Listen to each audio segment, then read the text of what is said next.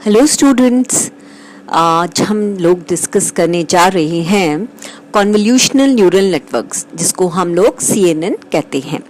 CNN हम लोग रोज़मर्रा की ज़िंदगी में यूज़ करते हैं। जैसे अगर आप मोबाइल फ़ोन्स को अनलॉक करने के लिए यूज़ करें, वहाँ पर भी हम CNN का यूज़ करते हैं। या इवन जैसे इस पिक्चर में आप देखिए, फेस रिकग्निशन के लिए इन्होंने CNN का यूज़ किया है और हर एक फेस के अक्रॉस आप देखेंगे बॉन्डिंग बॉक्सेस जनरेट हो जाते हैं।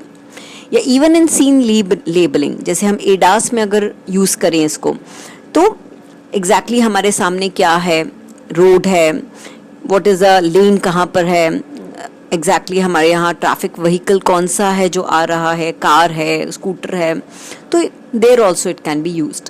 इवन इन डॉक्यूमेंट एनालिसिस, जैसे कि हैंड राइटिंग रिकॉग्निशन में भी हम इसको यूज़ कर सकते हैं।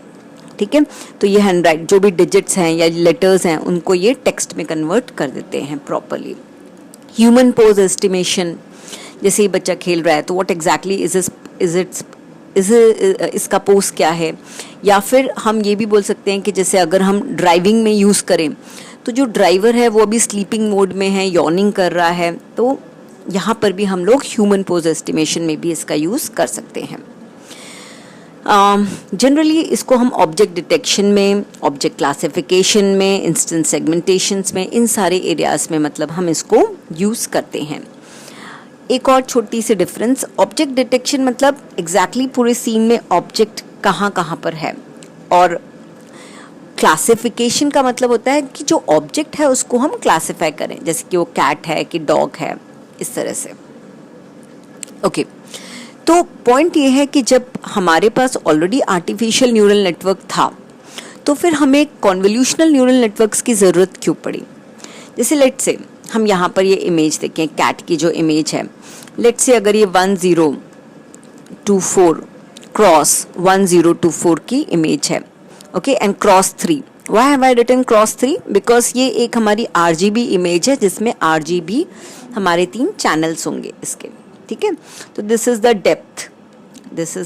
Depth of the image. तो अगर हम इसको लेट्स से वेक्टर में अगर कन्वर्ट करते हैं, ठीक है, तो ये हमारा अप्रोक्सीमेटली 3 मिलियन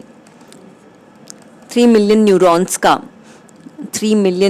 का एक वेक्टर बनता है। ठीक है, ओके, एक मिनट, जस्ट वेट। तो ऑलमोस्ट ये हमारा 3 मिलियन न्यूरॉन्स का एक वेक्टर बनता है। Why is it approximately 3 million? Because 1024 into 1024 into 3, so this comes out to be approximately 3145728, तो you can say approximately 3 millions का ये न्यूरॉन्स का वेक्टर बनता है। तो अगर हम मिनिमम 1000 न्यूरॉन्स भी अगर इस हिडन लेयर में लें, तो 3 million into 1000, that means approximately 3 billion parameters हमारे आ जाते हैं। और इतने पैरामीटर्स मतलब इतने वेट्स हम डिफाइन कर रहे हैं, तो इतना वेट्स सिर्फ एक लेयर से हुआ। ठीक है, अगर हमने और हिडन लेयर्स बढ़ा दी, तो अब आप सोचिए कि कितने ज़्यादा बिलियंस ऑफ पैरामीटर्स हमारे बन जाएंगे। और इस तरह का जो नेटवर्क होता है वो बहुत ही ज़्यादा कंप्यूटेशनली एक्सपेंसिव हो जाता है, और इस तरह के नेटवर्क में इतने सारे पैरामीटर्स होते हैं, और इस वजह से बहुत ही डिले पैरामीटर्स, कॉम्प्लेक्सिटी, ओवरफिटिंग, ये सारी चीज़ें आ जाती हैं। तो इन सब चीज़ों को रिड्यूस करने के लिए हम लोग कॉन्वोल्यूशनल न्यूरल नेटवर्क्स यूज़ करते हैं। अब कॉन्वोल्यूशनल न्यूरल नेटवर्क्स इस बात को कैसे टैकल करता है? यहाँ पर जो हमारा फिल्टर अप्लाइड है, let's say this is my filter, ये बेसिकली एट अ टाइम एक पोर्शन ऑफ द इमेज में ही अप्लाइड है। उसके बाद ये स्कैन होता चला जाता है, मतलब ये यहाँ पर है, फिर ये राइट शिफ्ट होगा, फिर ये राइट शिफ्ट होगा। लेकिन एट अ टाइम आप देखेंगे तो इसके सिर्फ, जैसे अगर लेट्स से अगर मैं 3x3 का ही फिल्टर अप्लाई कर रही हूँ, ठीक है, तो W1 W2 से लेकर W9, तो एट अ टाइम मुझे सिर्फ ये 9 पैरामीटर्स या 9 वेट्स ही हैं जो हम ये कनेक्शंस हम ले रहे हैं। ठीक है, एट अ टाइम हम 9 पिक्सल्स के साथ ही मल्टीप्लाई करते हैं इन 9 वेट्स को टू गेट आवर आउटपुट। तो इस तरह से जो हमारे कनेक्शंस हैं वो बहुत रिड्यूस हो जाते हैं, कॉम्प्लेक्सिटी भी बहुत रिड्यूस हो जाती है। तो this is the main reason कि हम लोग ये कॉन्वोल्यूशनल न्यूरल नेटवर्क्स यूज़ क्यों करते हैं। So the 2 important reasons are parameter sharing and local connectivity.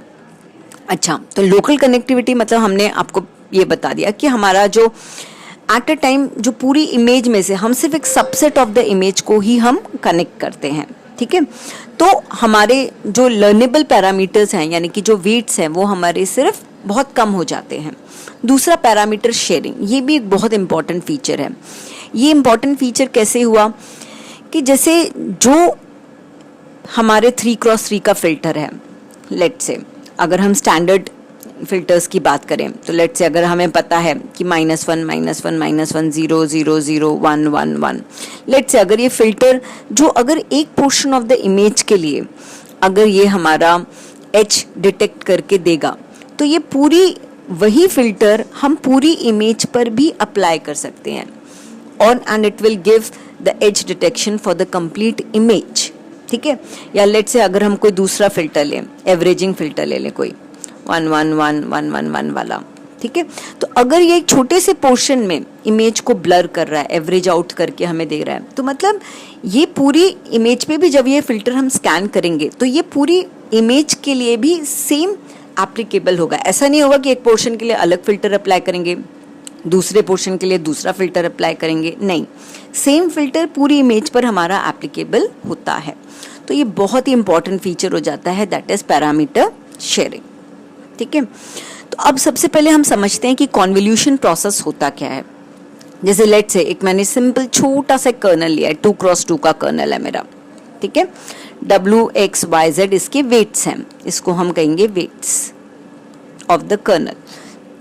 और लेट्स से हमारी छोटी सी इमेज है, 4x4 की हमारी इमेज है। तो सबसे पहले ये कर्नल इस पोर्शन पे प्लेस होता है और हम इन जैसे पिक्सल की जो वैल्यूज है, लेट्स से ए को हम W से मल्टीप्लाई करेंगे as reflected over here, B को हम X से मल्टीप्लाई करेंगे plus BX, then plus EY plus FZ।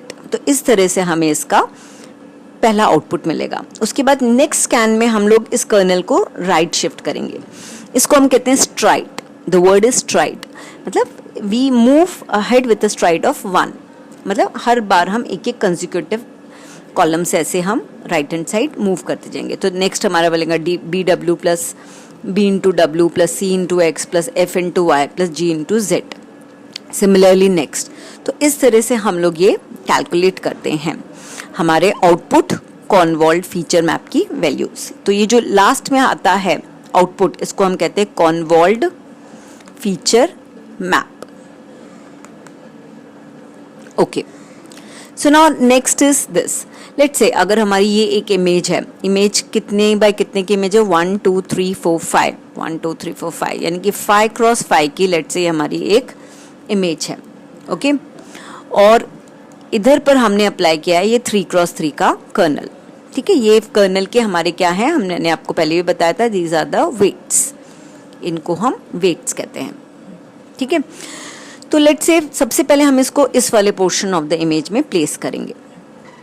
तो मैंने आपको जैसे मल्टीप्लिकेशन बताया था एग्जैक्टली वैसे होगा। तो 1 into 1 plus 1 into 0 plus 1 into 1 plus 0 into 0, तो पूरा मल्टीप्लाई करके जब हम इसको ऐड ऑन करेंगे तो हमें पहला एलिमेंट मिल गया कॉन्वॉल्व फीचर मैप का, दैट इज योर 4, ये हमारा 4 मिल गया। तो इस तरह से हम आउटपुट्स कैलकुलेट करते चले जाते हैं, ठीक है।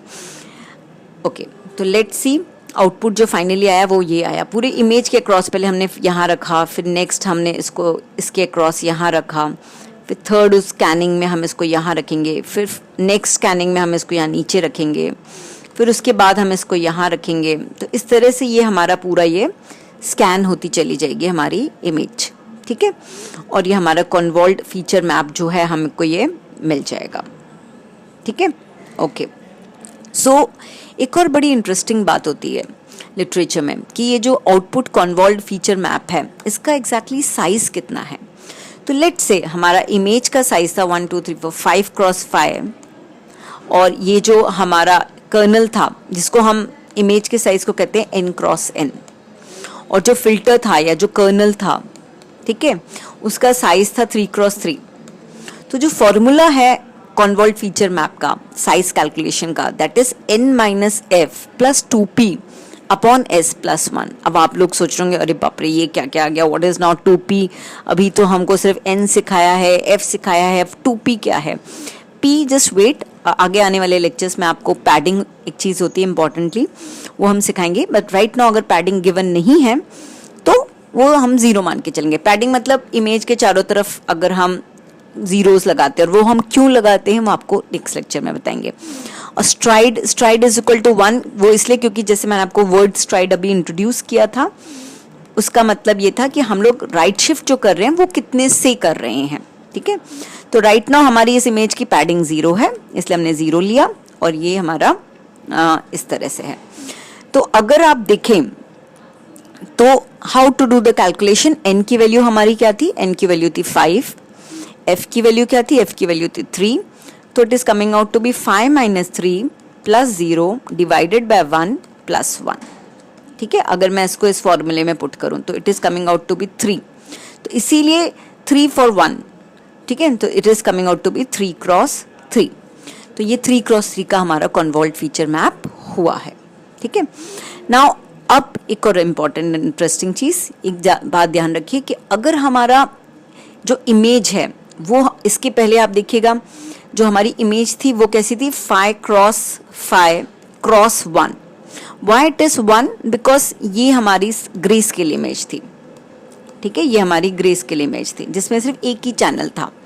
लेकिन अगर इसकी जगह हम लोग एक RGB इमेज लेते हैं, now this is my RGB image, जिसमें हमारे 3 चैनल्स होते हैं R, G and B, इसको हम लोग क्या कहते हैं, डेप्थ ऑफ द इमेज। तो ध्यान रखिए हमारे जो फिल्टर्स की भी जो डेप्थ होगी it will also be the same. हमारे ऑब्वियसली R के लिए ये बाहर वाला, देन G के लिए ये वाला, एंड देन B के लिए ये वाला। तो इस तरह से हमारे फिल्टर्स अप्लाइड होंगे, and again we will get a convolved feature map of size 4 × 4, ठीक है। और आउटपुट शेप क्या होगा ये हम ऑलरेडी आपको बता चुके हैं, ठीक है। नाउ एक और इम्पॉर्टेंट चीज, तो जैसे लेट से अगर मैंने कैलकुलेशन करना है, लेट से इट इज 1 1 1 1 1 1 1 1 1, पीछे भी all the values are 1 1 1 1 1 let say, और ये मेरे फिल्टर्स की भी वैल्यू ऑल 1 1 1 1 1 इस तरह से है, लेट से, ठीक है। तो ये क्या हो रहा है, ये पहला वाला जो है ये R पर अप्लाइड हो रहा है, ये वाला G पर अप्लाइड हो रहा है, ये वाला B पर अप्लाइड हो रहा है, ठीक है। तीनों मल्टीप्लाई होंगे एक साथ, और तीनों मल्टीप्लाई होके ऐड होने के बाद हमें लेट से 27 का आउटपुट दे रहा है, ठीक है।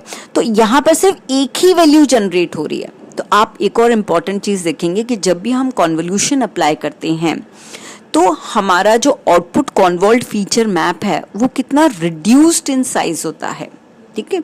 यहाँ पर जैसे इनपुट इमेज का साइज क्या था, 6 × 6 × 3, okay, 6 6 36, you can say 36 × 3 यानी कि अप्रॉक्सीमेटली 108 इसके पिक्सल्स थे।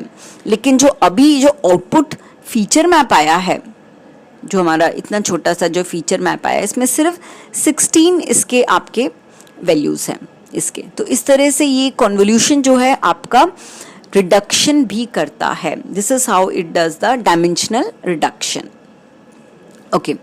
नाउ एक और इम्पॉर्टेंट चीज, अगर हम लेट से हमने वर्टिकल एजेस निकालने के लिए ये हमारे ऊपर वाले फिल्टर्स अप्लाई करें, और सिमिलरली लेट से मुझे हॉरिजॉन्टल एजेस भी निकालने हैं तो मैंने नीचे वाले फिल्टर्स अप्लाई करें, ठीक है। लेट से वर्टिकल के लिए मैंने लगाया 1 1 1 0 0 0 -1 -1 -1, लेट से ये फिल्टर अप्लाई किया। और हॉरिजॉन्टल के लिए 1 1 1 0 0 0 -1 -1 -1।